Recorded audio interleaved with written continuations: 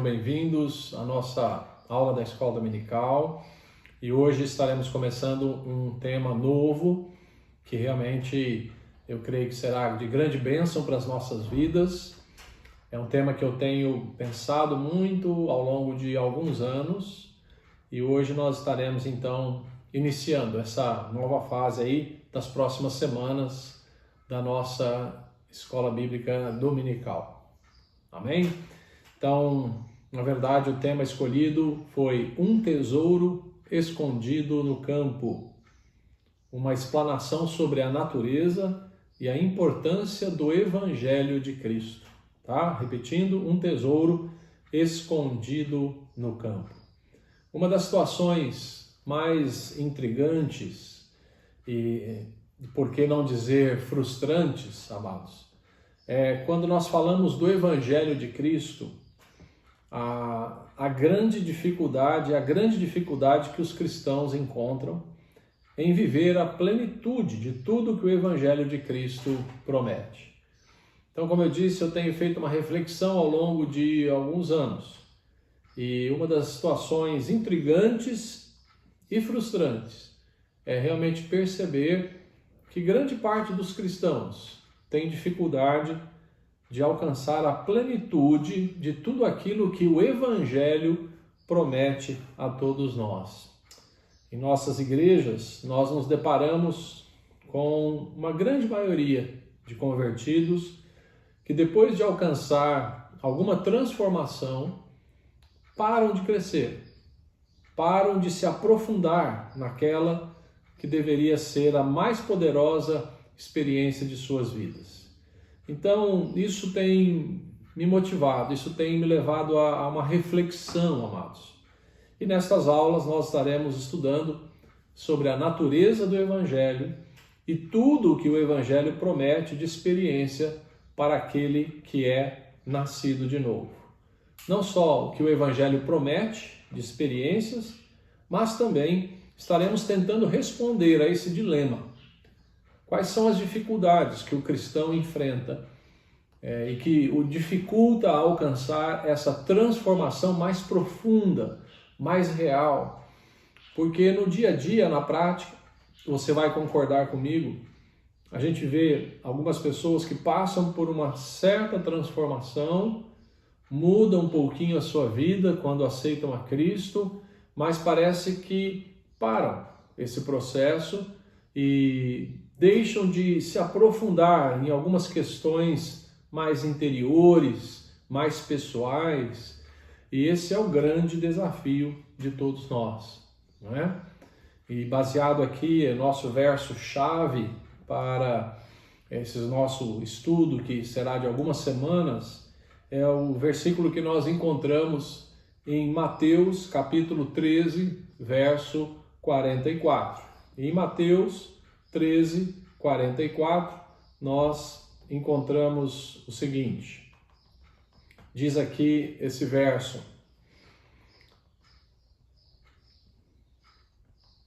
Também o reino dos céus é semelhante a um tesouro escondido num campo, que um homem achou e escondeu. E pelo gozo dele, vai, vende tudo quanto tem e compra aquele campo. Mateus 13, 44. Então, realmente esse é um grande desafio. A palavra de Deus, o próprio Senhor Jesus, nos apresenta o Evangelho como algo precioso, como um tesouro, com o qual vale a pena nós trocarmos tudo que nós temos. E aquele homem, então, vai, acha um tesouro escondido num campo, aí, sem falar muito, sem alardear muito, vende tudo que tem e compra aquele campo precioso, porque sabe que aquilo lhe trará mais vantagem. Jesus usa essa expressão, essa comparação, para falar da importância do Evangelho. Então nós vamos nos aprofundar bastante nisso. Só mais um verso.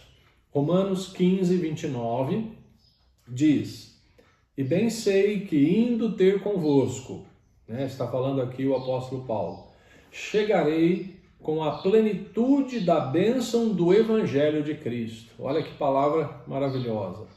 Paulo diz que ele estaria chegando à igreja, levando a plenitude da bênção do Evangelho de Cristo. Então, quando nós falamos do Evangelho de Cristo, nós falamos de uma plenitude de bênçãos. O que será isto?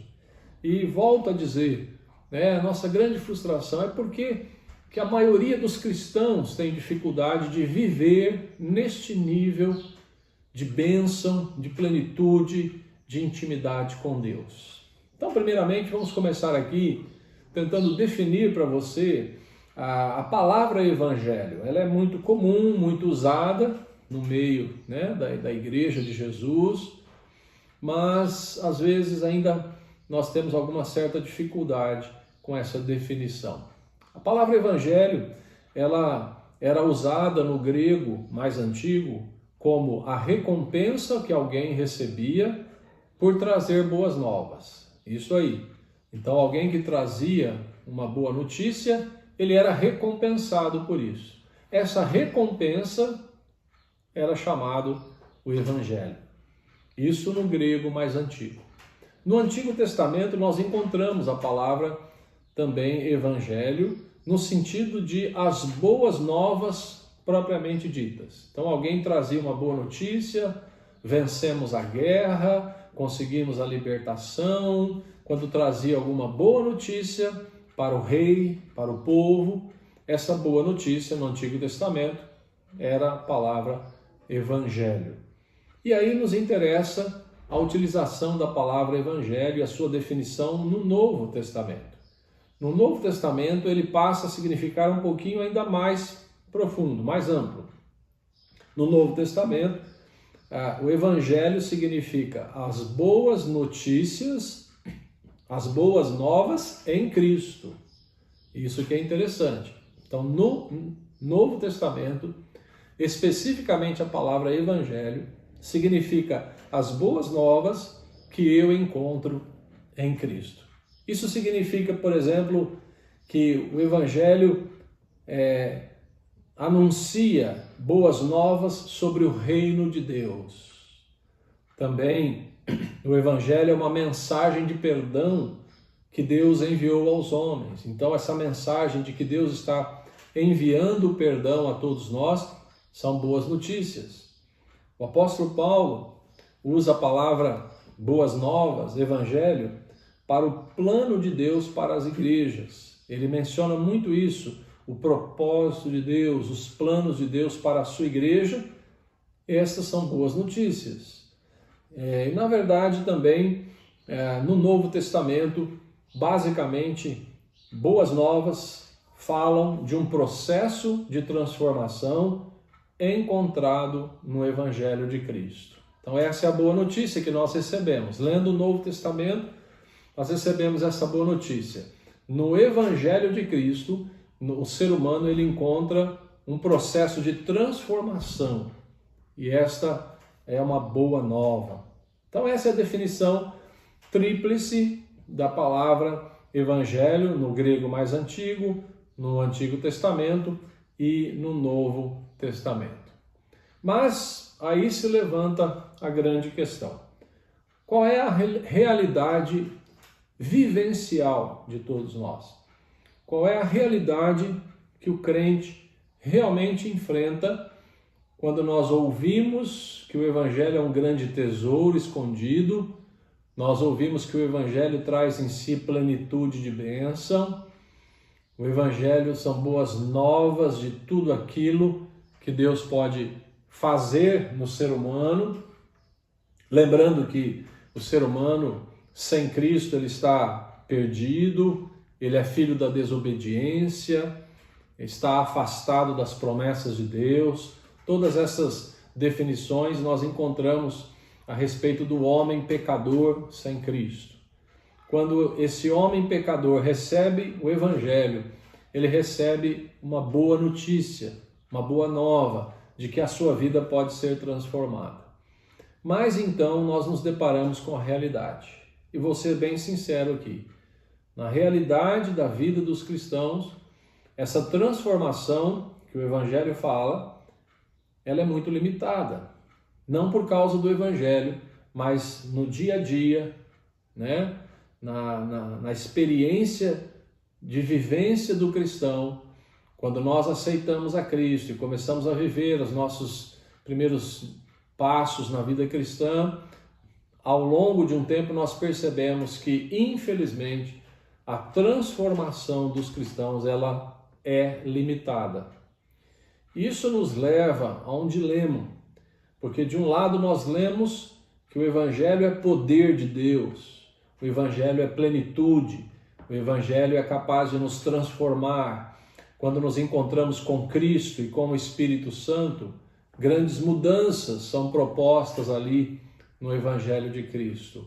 Mas na realidade nós vemos que as pessoas acabam tendo uma transformação limitada. Muda um pouquinho os seus hábitos, começa a frequentar a igreja, muda um pouco o seu linguajar, aceitou a Cristo, recebeu o perdão dos seus pecados, mas logo nós percebemos que a maioria dos cristãos enfrentam a grande dificuldade de permitir que o Evangelho e o Espírito Santo o transforme mais profundamente. Nós podemos nos lembrar, por exemplo, de Gálatas, que fala do fruto do Espírito, como os cristãos nascidos de novo têm dificuldades com isso, de manifestar o fruto do Espírito Santo, que é amor, alegria, paz, benignidade, domínio próprio. Enfim, amados, esse é o nosso dilema.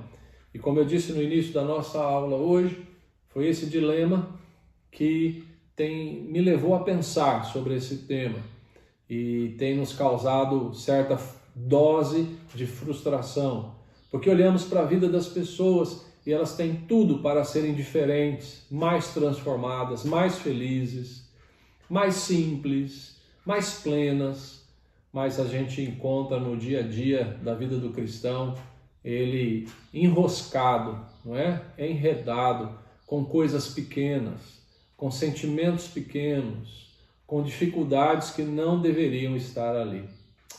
Então, essa transformação ela acaba sendo limitada em várias áreas, né? Nós vemos que muitos cristãos têm dificuldade com a libertação espiritual em si. Nós percebemos a existência de cristãos que se converteram há alguns anos, mas ainda são oprimidos, são perturbados, ainda dão brecha para que o inimigo entre nas suas vidas, ainda estão no domínio de alguns hábitos pecaminosos. E eu estou falando de um cristão que já teve um encontro com Cristo há muitos anos. Então, nessa área de libertação espiritual, nós vemos que muitas pessoas estão ainda limitadas. Nós vemos que o Evangelho ainda não fez todo o seu trabalho. É claro que nós falamos do Evangelho com a ação do Espírito Santo de Deus. Então esse é um grande dilema. Essa é uma área importante, libertação espiritual. A outra área que nós percebemos uma ação limitada, uma falta de plenitude, é na mudança interna, naquilo que nós podemos chamar da alma do ser humano. Nós sabemos que quando alguém se encontra com Cristo, a Bíblia diz que o seu espírito já está pronto, renovado, salvo. É muito importante entendermos esses termos teologicamente. A Bíblia, quando usa a palavra salvo, muitas vezes ela fala de uma ação completa no passado que permanece até os dias de hoje. Então é uma ação completa, não é que eu vou ainda ser salvo, não, é uma ação completa, fui salvo. Mas nós sabemos que quando entramos na área da alma, a alma ainda não está totalmente transformada. O espírito está totalmente salvo. O corpo, nós temos essa fraqueza ainda, mas a alma muitas vezes está ali com grandes dificuldades, grandes amarras. Então nós percebemos que mesmo pessoas que já se entregaram às boas novas de Cristo há alguns anos, ainda hoje estão tendo dificuldades na sua alma, no seu mundo interior. Isso é lamentável, isso é triste, porque a pessoa já deveria ter vencido certas questões. E nós vamos nos aprofundando nisso cada vez mais. Questões como perdão, relacionamento, questões de relacionamento com o mundo. Como é que o mundo interfere na minha alegria, na minha alma, nos meus propósitos. Então, nós percebemos, infelizmente, que há uma mudança interna limitada. E também, uma outra área, que é consequência de tudo isso, é a manifestação exterior dessa transformação.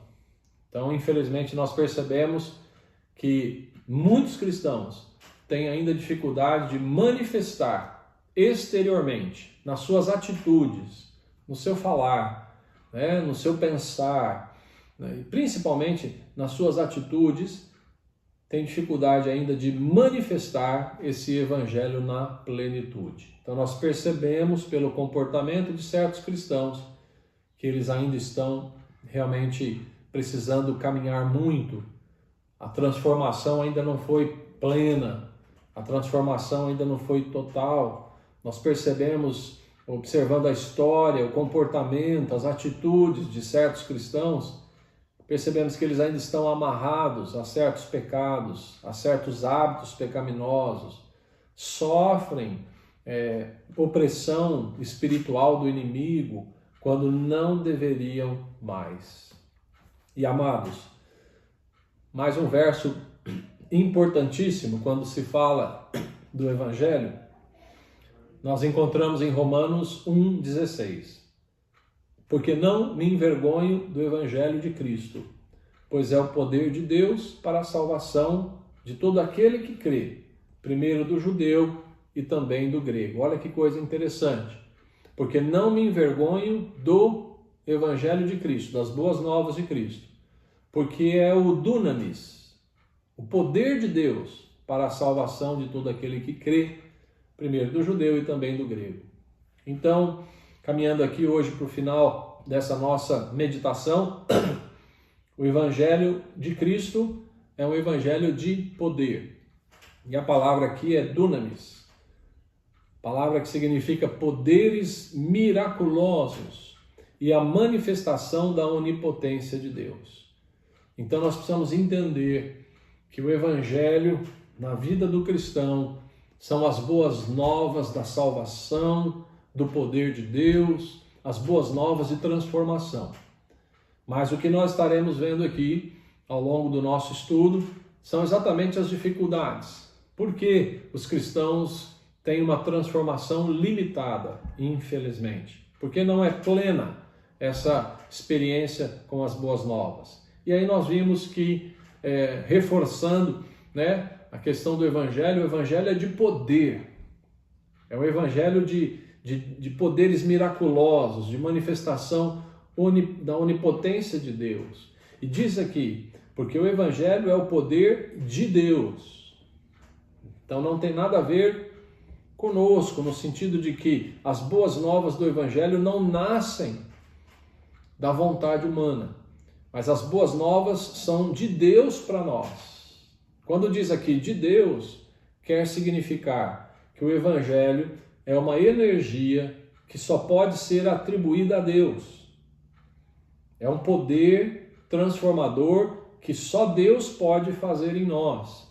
Então o Evangelho, as boas novas de Cristo, não nascem no coração do homem. Não é essa história de que o ser humano, então, um dia resolveu criar a palavra de Deus, os conceitos, e o ser humano que inventou tudo isso. Não. O Evangelho, ele é poder de Deus, ou seja, nasce no Senhor e é Ele quem nos traz isso, não é fruto da vontade humana e nem da ideia humana. Então, por hoje, eu gostaria de deixar essa reflexão aos amados.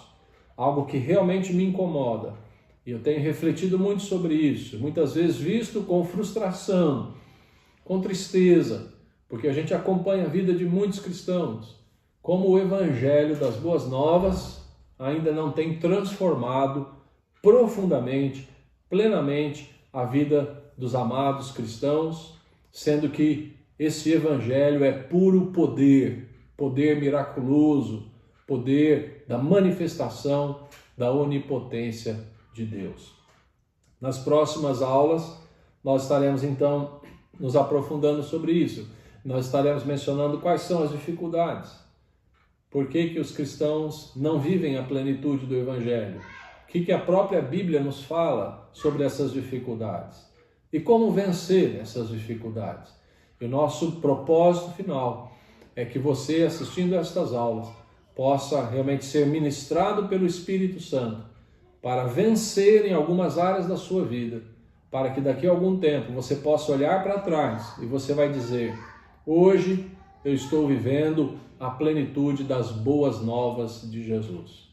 Boas novas, boas notícias trazem alegria, trazem esperança, né? Traz um novo rumo. Então é isso que nós estaremos tratando, falando e compartilhando nessas próximas semanas. Então hoje, começando o nosso novo tema, você não pode perder as próximas semanas. O tema é um tesouro escondido no campo. Uma explanação sobre a natureza e a importância do Evangelho de Cristo. Meu amado, desejo a você um final de semana abençoado, que o Senhor possa se manifestar na sua vida e desejo que cada dia você possa fazer progresso na sua vida cristã, alcançando a plenitude destas boas novas. Agradecemos ao Senhor por essa boa notícia de tanta coisa que Ele nos oferece para nos abençoar. Que o Senhor te abençoe e te guarde. Fique conosco e na próxima semana estaremos dando continuidade aqui. Que Deus te abençoe.